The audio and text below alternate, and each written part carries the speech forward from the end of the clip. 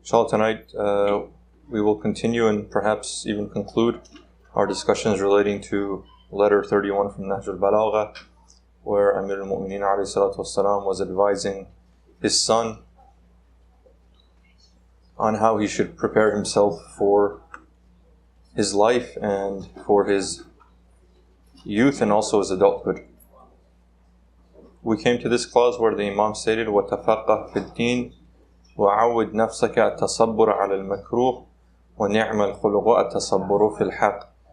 To acquire a deep understanding of your religion, to accustom yourself to endure hardships, and that the best trait of character that a person can have is the endurance of hardships in matters that are right and just.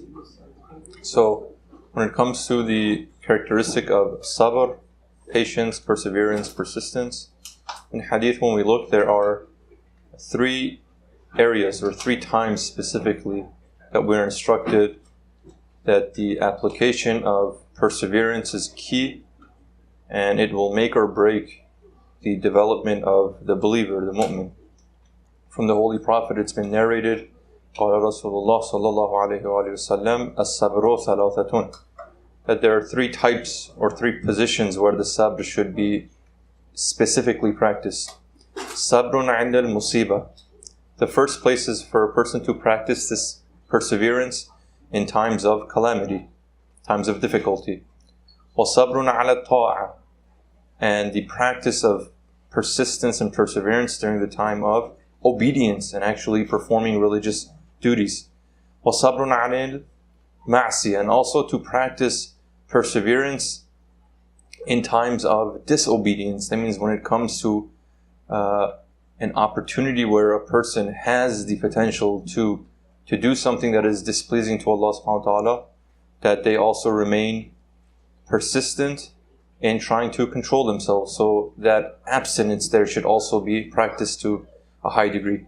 I'd just like to share a few accounts, stories that perhaps would help us understand and motivate us to, inshallah, practice patience in these times, and then inshallah we'll move on to the next clauses. The first one is as-sabru عند المصيبة. When times are tough, of course, it's difficult for a person to remain focused. Usually that's what a hardship or a calamity does.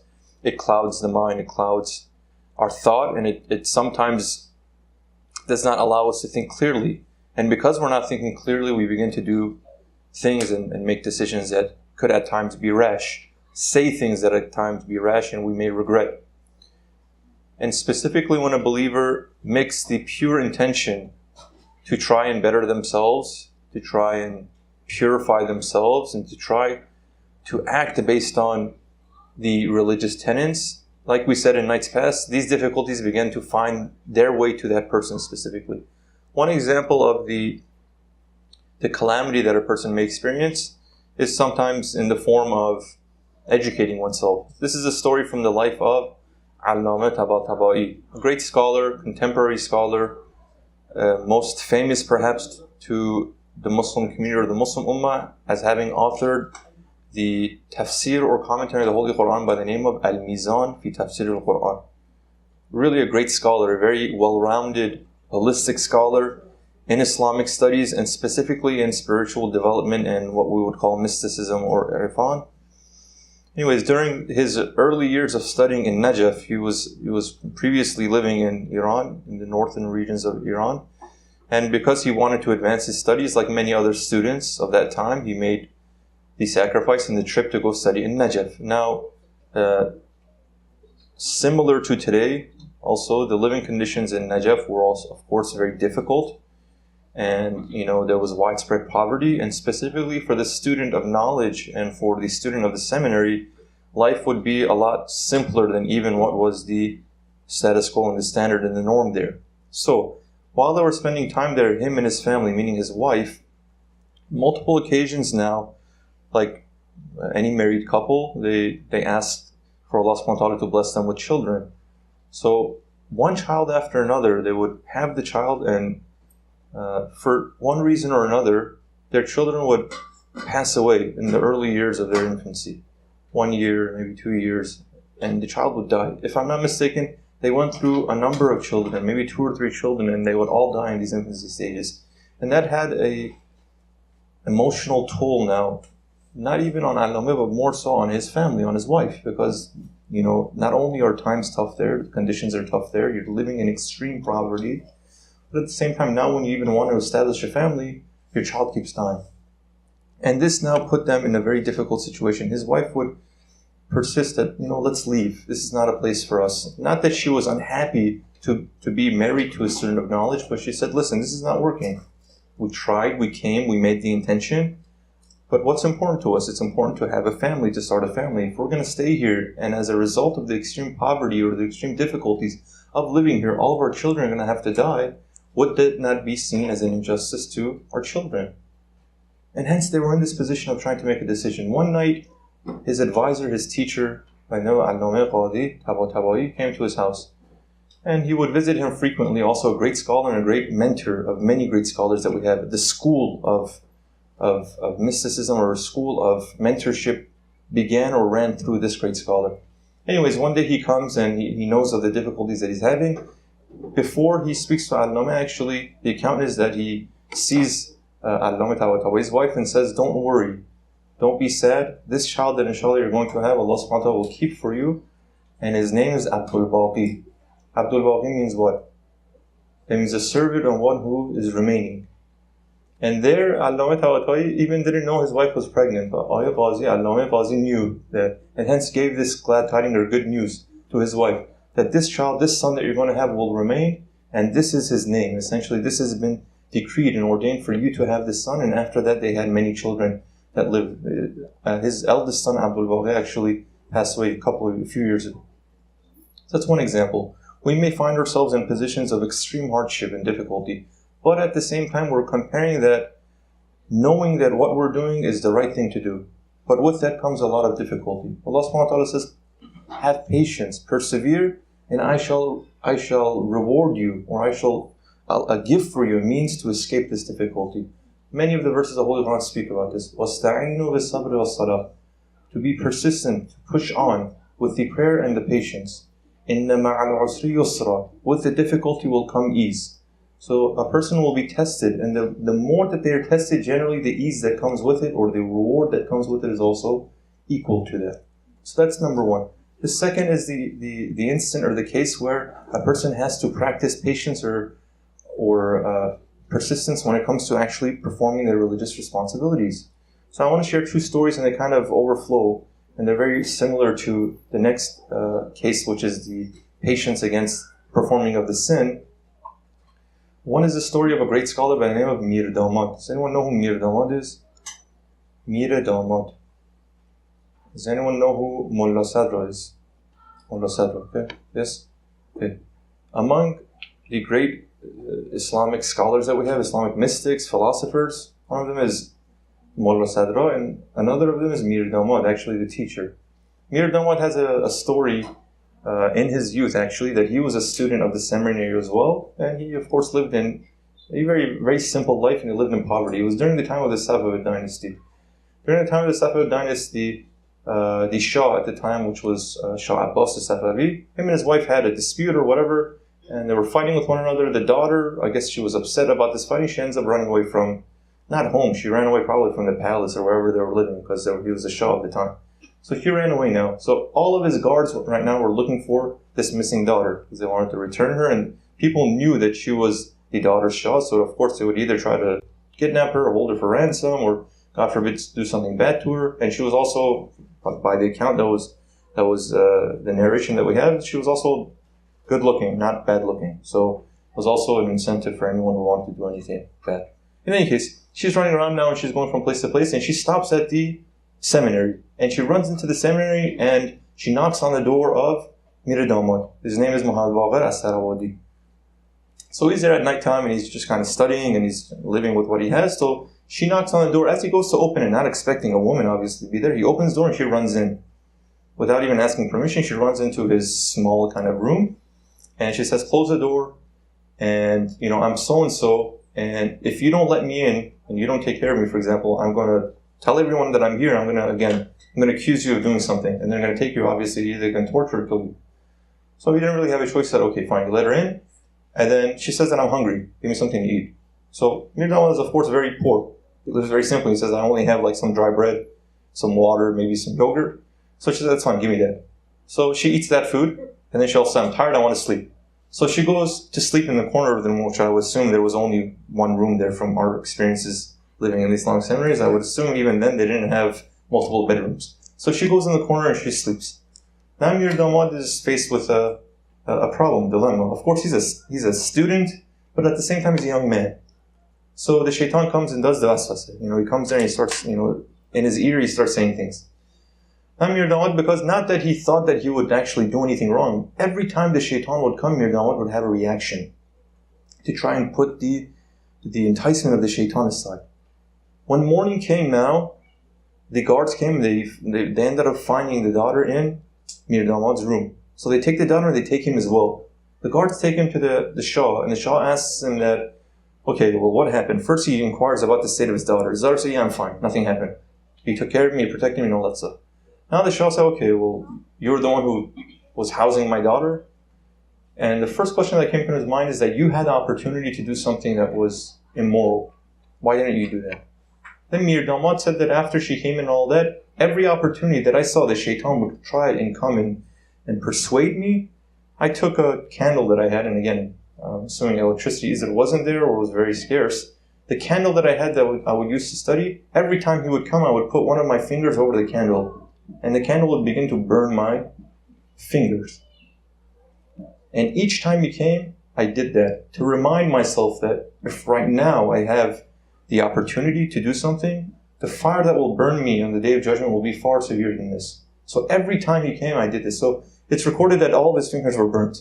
So he showed the Shah Abbas Safawi his hands and his fingers that they were all burnt. He said, every time, that's why I burnt my finger. So that's how I stopped myself. And he was so impressed with the restraint and piety that he had, that he actually gave the suggestion, would you marry my daughter? And he did get married to a daughter, and that's why they named Mir Damad. Damad means what in Farsi? Damad means like a son-in-law, right? Yeah. So he is the top, or yeah, you can say he is the best, or he's at the top, or the cream of the son-in-laws, because now he's married to the Shah's daughter. Again, it's a very simple tactic that's used, but it's very effective. When we find ourselves in a position where we're tempted to do something that we know we shouldn't do, we have to be smart in trying to change our state of mind to allow ourselves to remember what's really important here. So a few practical examples that we've taken away in these nights, maybe some of them may not be as practical. If you remember the example we gave of another young man where he was in a similar position, you remember what he did?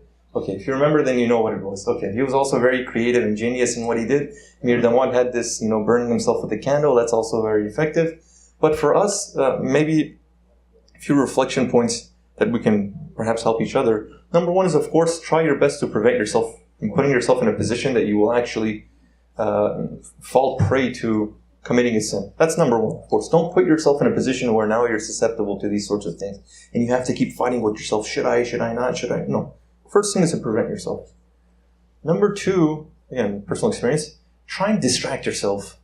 Why? Because generally what happens when we put ourselves in positions, or we are put in positions that we don't necessarily want to be in, it's not going to be permanent. So if you're already practicing this characteristic of prevention, now you're put in positions that you don't want to be. Because it's passing, if you can work at the very least to just distract yourself from whatever is actually calling you or enticing you, once that passes, you don't have to think about it anymore. The more you allow for seeds to be planted inside your soul, and for them to be watered and fed and cared for, that love, that attraction is going to grow. But one thing, if it's really passing, one image, one opportunity, if it's there and you can just look away and now it's gone, for most of us, that would not stay in the mind. And once it's gone, it's gone. I'm looking at a certain individual, okay, well, I know it's, that person, for example, or that thing may be very attractive, very appealing to look at or to engage with. I'm watching a movie, even in public, I'm looking at people, they may not necessarily know that I'm looking at them, so, it has a little creepy undertone as well, but anyways, I have the opportunity, that's what's important. Now when you have the opportunity, Shaitan comes and says that, okay, the opportunity is yours, No one's going to know. You won't, people won't think of you any differently. So why not? One glance, just one time. If you say no there and say, I'm going to distract myself with something else, look away, close your eyes, look up, look down. Hadith says a person, for example, who looks up, Allah will give them everything that's in the heavens and in the skies. A person who looks down will give him everything that's on the earth and in the earth. Why? Because that person has trained himself to look away, to distract himself. And once that's passed, it's not there anymore. If you've controlled yourself, your mind is not going to worry about, whoa, that image that was previously, now I've lost it, and then begin thinking about it. Well, I wish I could get that back. No. There's another story here. I'm not going to share it because we're short on time. But what happens is if a person keeps feeding that, even they will take that regret of not being able to enjoy that sin to their grave. There's a story that a person was so engaged in having an illegitimate affair with another woman, and he was so involved in that thought. The opportunity had passed, but he was so involved in that thought that to the end of his life, he took it to the grave. And they say when the angels came and asked him those critical questions, who's your Lord, who's your prophet, who's your book? He kept saying, I regret the opportunity that opportunity was there to do this with that woman, and I couldn't. So it overpowers their mind, their thought. Everything becomes about something like that. Sometimes these sins become idols for us. Because we allow ourselves to interact with them so much, first we become desensitized, so it becomes normal. We normalize it. The first time we see or do something that's improper, we feel it. Oh my God. You feel a little uneasy. You feel a little dirty. But then after a while, the second time, you're like, well, not as much. Third time, fourth time, fifth time. If the repentance is not done, that means if a person doesn't return himself to that original state of sensitivity, every time that is repeated, it becomes more and more normal. To the point now that a person actually goes after those things. And those become idols. And they say the practice of idol worshiping is no longer today in the form of actual, it's not made of rocks and stones. The idols are those things that a person associates themselves with. And hence, we have in hadith that a person will be resurrected on the Day of Judgment with that which he or she loves. Anything that we have attachment towards, the Day of Judgment will be resurrected with that. And they also teach us that the difficulty of the death and the removal of the soul from the body, specifically one of the reasons is because we have so many attachments in this world. And what the angel comes and does is says, listen, it's time to go now. You have to leave all of those things aside, behind. And because we're so attached, we say, I can't. Now the angel's pulling you by force. And that's when we feel the pain, or I will feel the pain of all the attachments that I have in this world. But those people who don't see the world as actually the finish line, but just see it as an opportunity or a tool to help them advance themselves, when the time comes for their death, they're so lightweight things that have so little to travel with that they can very easily board. Okay. So number one is prevention. Number two is to try and distract yourself. And number three, like we said, don't feed the urge that a person has. If the urge comes, try and replace it or substitute it with another activity. Like I said, once the opportunity passes, you're not going to have to worry about it. And specifically, certain types of sins will be stronger in specific ages. There are certain things right now that you feel like you can never escape for the rest of your life. It's going to be an issue. It's not true. Once you go through a phase, you will be tested in every phase in life with certain idols, with certain sins. What is important to you right now was not important to you a couple of years ago, and will not be important to you in a couple of years. Right now, if you're like 14, 15, let's say, or 13, or 12, let's go even earlier. 10 years old, 11, 12 years old. Video games are your whole life. If you're boys, right? Video games are your whole life. You think like your whole world revolves around your video games and your movies, I guess. So you feel like your everything is that. In 5 years' time, hopefully, you've outgrown the video games now, although with this Nintendo generation, it's hard to ever say no. They keep making better and better consoles, so you have to keep playing them. What can we do? Anyways, it's a gift and a curse. But in a couple of years' time, you're not going to worry about video games very much. Now you're out in the world. You're going to care about doing other things. You're going to care about impressing people in other ways. So you're not even going to worry about your Nintendos, your PlayStation, your Xboxes, or whatever else. You're going to go after those other things. You want to look nice. You want to be presentable. You want to be good looking. You want to have a nice physique. You want to have, a nice personality. You want people to like you, respect you. You want to be attractive. You want to be popular. Those are the things that are going to be important. It's not important to sit in your room anymore and play games. No one's going to see you there. Then after that, it's going to be something else. Once you go through these phases, you're not going to have to worry about those things. Like we said, distract yourself. Don't allow yourself to get caught up with those things that most of your peers may be caught up in. Okay. Moving on, the Imam states, وَأَلْجِئْ نَفْسَكَ فِي أُمُورِكَ كُلَّهَا إِلَىٰ إِلَٰهِكَ, and to resign all of your affairs to Allah subhanahu wa ta'ala.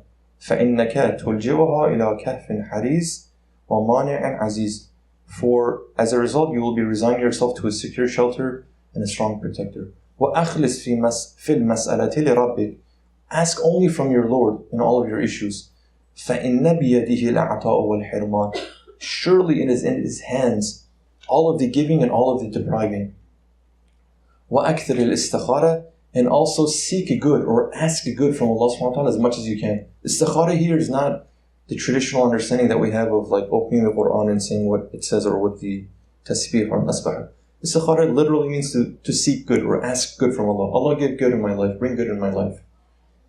وَتَفَهَّمْ وَصِيَّتِي, and understand the advice that I'm giving you. وَلَا تَذْهَبَنَّ عَنْكَ صَفْحًا, don't turn away from it. Don't think that this is useless. Don't think that this is not talking to you. Don't think that you're above this. Don't think that you've conquered these things. He's saying that this is for each and every one of you. Even if you think that it's not necessary for you to hear them. فَإِنَّ خَيْرَ الْقَوْلِ مَا نَفَعَ, indeed, the best of sayings and the best of statements are those things that benefit you. We say a lot, we hear a lot. But how much of those are actually valuable? The value is determined by the practicality and the utility that has. So a person can say little, but it's so full of wisdom that little is sufficient. And sometimes a person may speak so much and it has so little substance that, there's really nothing there at the end. Correct?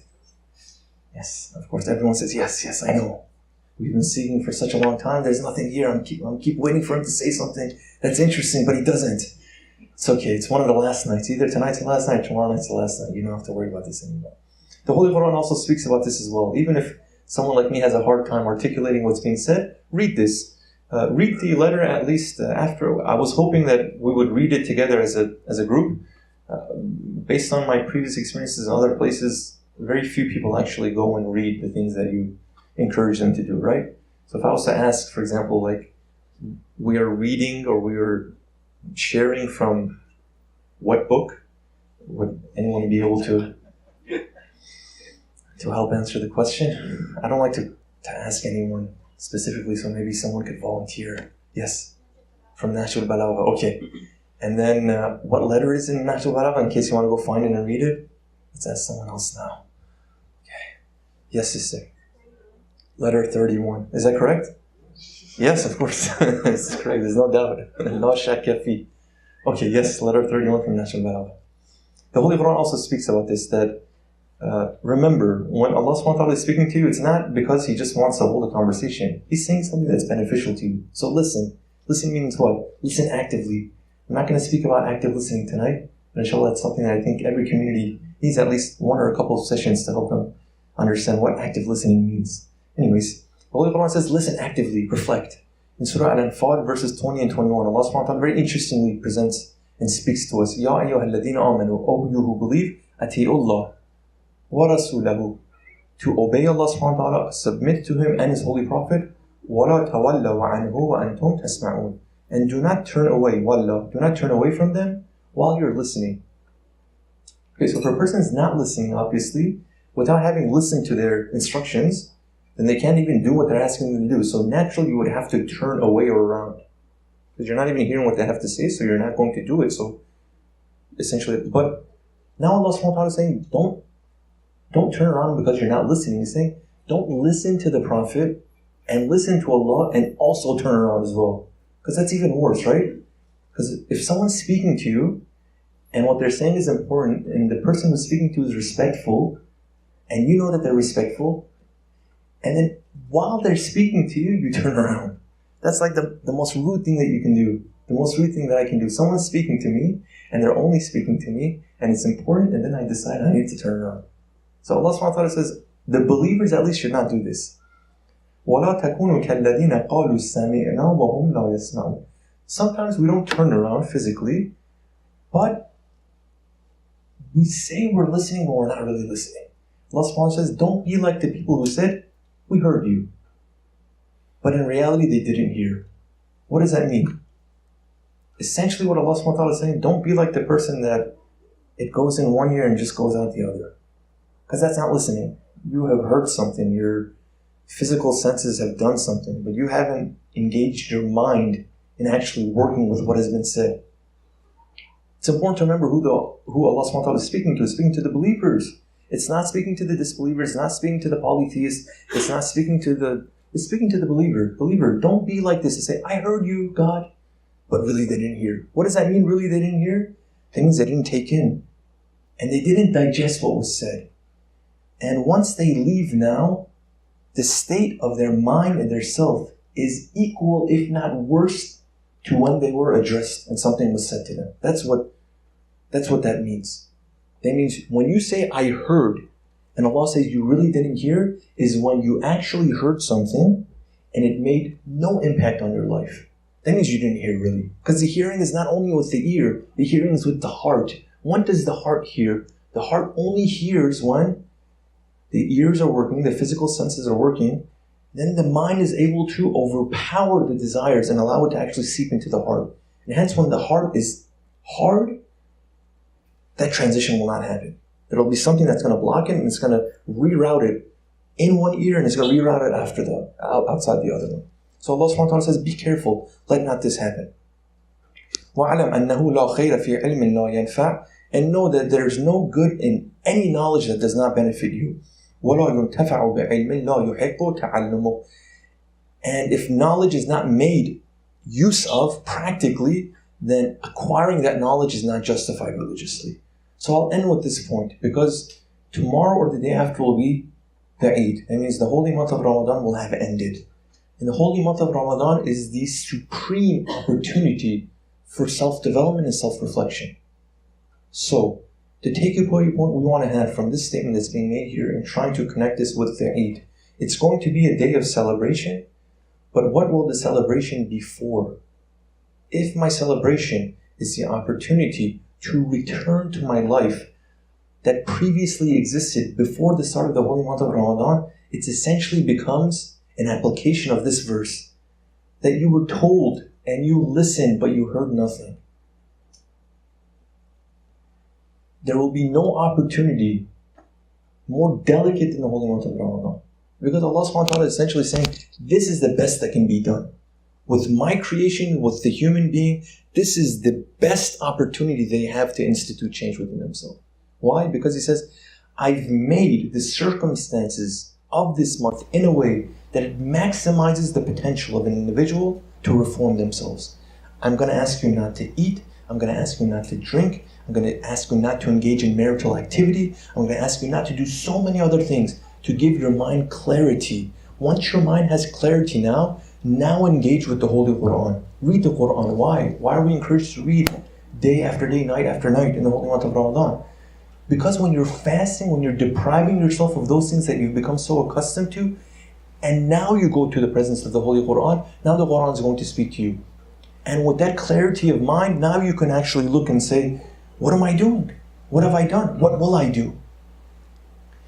If we don't have those realizations, we don't have those epiphany in this holy month, in these nights, and the month ends, and the day of Eid comes, and we're not changed people, then that's a very, very concerning sign.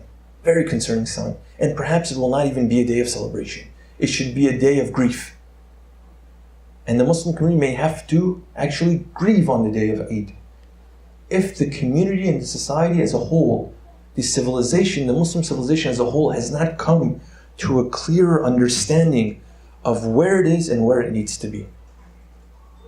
This month has shown us that we are capable of doing things differently if we commit ourselves to it. Some of these God has forced it on us, down our throat. Not literally because we're not eating, but figuratively has shoved these things down our throat to say, you can, and I'm going to force you to show yourself that you can.